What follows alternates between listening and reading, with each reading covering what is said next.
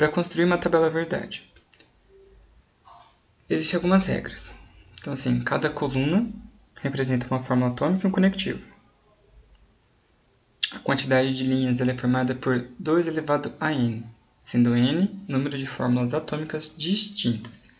Vamos supor, eu tenho P numa expressão e depois eu tenho negação de P.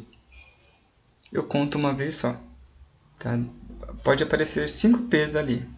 Ele conta uma letra só. Tá? São fórmulas distintas. Quando não houver delimitação de parênteses, né, nós resolvemos como na matemática com algumas coisas primeiro. Então, negação, disjunção e conjunção, implicação e por fim, bicondicional. Para a disposição dos valores. Então, na primeira fórmula atômica, na primeira letra, é a quantidade de linhas, você divide por 2. Posteriormente, colocar sequencialmente metade como valor 0 e metade como valor 1. Por exemplo, assim, eu tenho 8 linhas, metade 0, metade 1.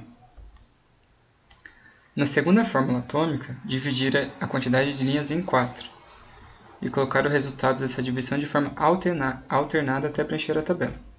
Por exemplo, assim, percebam que na primeira eu só copiei a primeira coluna, na segunda, como são 8 linhas, eu dividi por 4. Então, 2 zeros, 2 uns, 2 zeros, 2 uns. Na terceira fórmula atômica, dividir por 8 e colocar os resultados.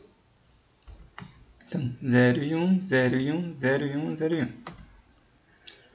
Em caso que a tabela tenha mais de 3 fórmulas atômicas, basta seguir dividindo novamente e preencher de maneira alternada.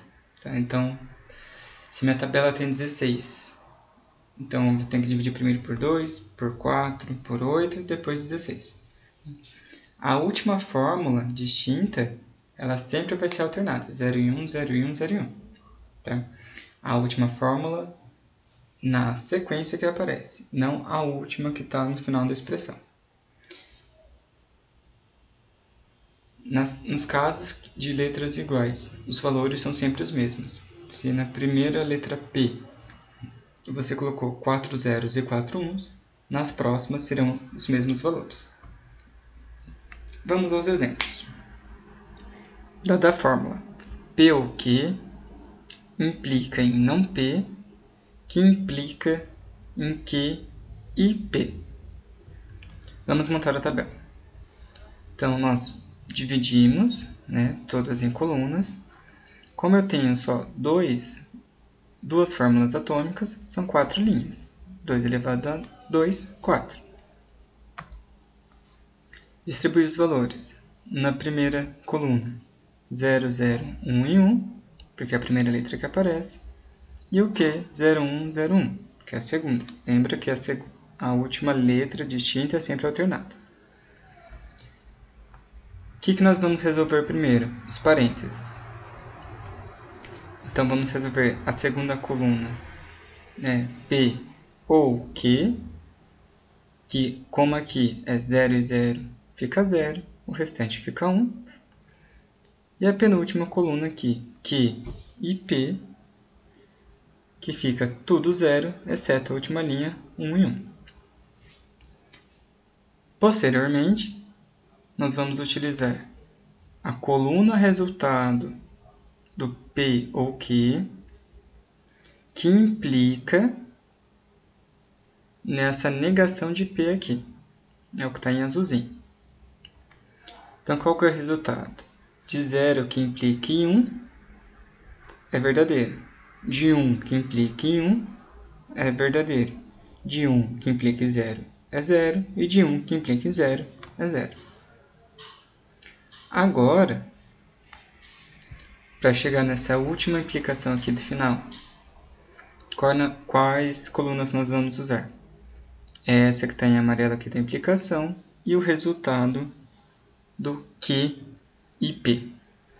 Então, a mesma coisa. 1 que implica em 0 é 0. 1 que implica em 0 é 0.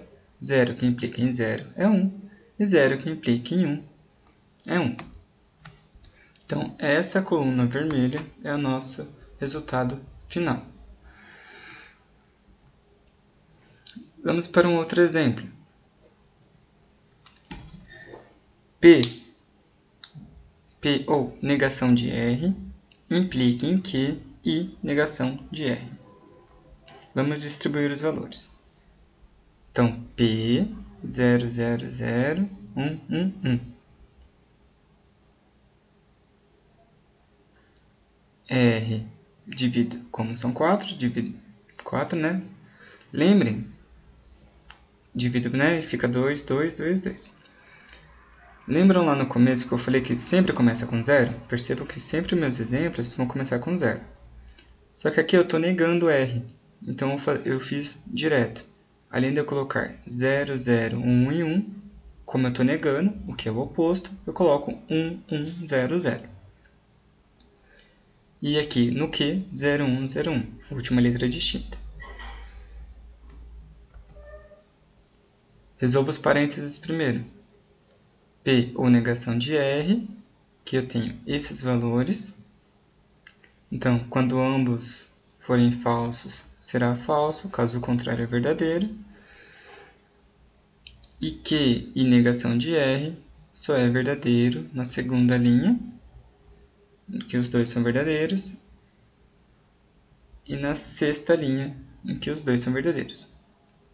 E para finalizar, a implicação, que é a seta, que eu vou trabalhar com essas duas colunas que estão em amarelo, que são os resultados dos conectivos, com a implicação, que vai gerar esse resultado aqui, que está em vermelho. Esses resultados, eles significam uma coisa. Na verdade, eles podem significar três coisas.